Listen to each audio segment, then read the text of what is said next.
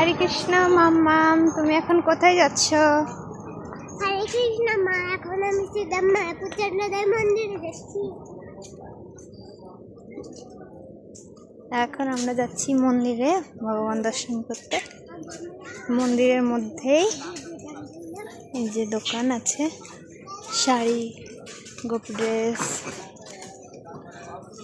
আমি একটা গোপী ড্রেস পরে এসেছি। এই দেখুন,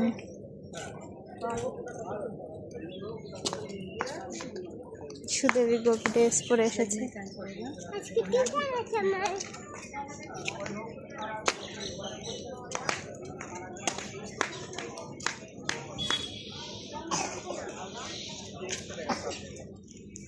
এই হচ্ছে মন্দির, বড় মন্দির।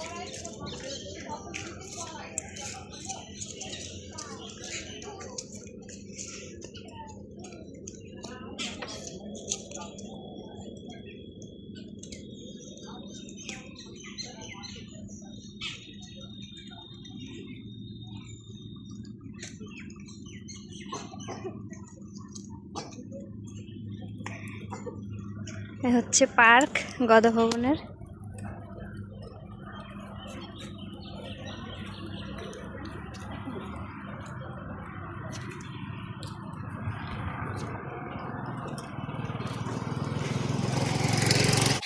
হরে কৃষ্ণ মা, রাধে রাধে। রাধে হরে রাধে। কৃষ্ণ মাম্মা।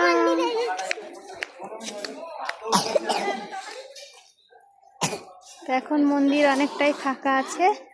এটা হচ্ছে পদ্মভবন, আর এই পদ্মভবনের সামনে হচ্ছে চক্র ভবন। আমি মালা তো গেছি এখানে গেস্ট হাউস, তারপর হচ্ছে অফিস আছে। জানো আমি মা পদ্মভবনেও আছে গেস্ট হাউস, ও মা, তারপর অফিস। ও মা, জানো আমি এইখানটা মালা গেছিলাম। আর ওটা হচ্ছে সংকীর্তন ভবন, যেটা।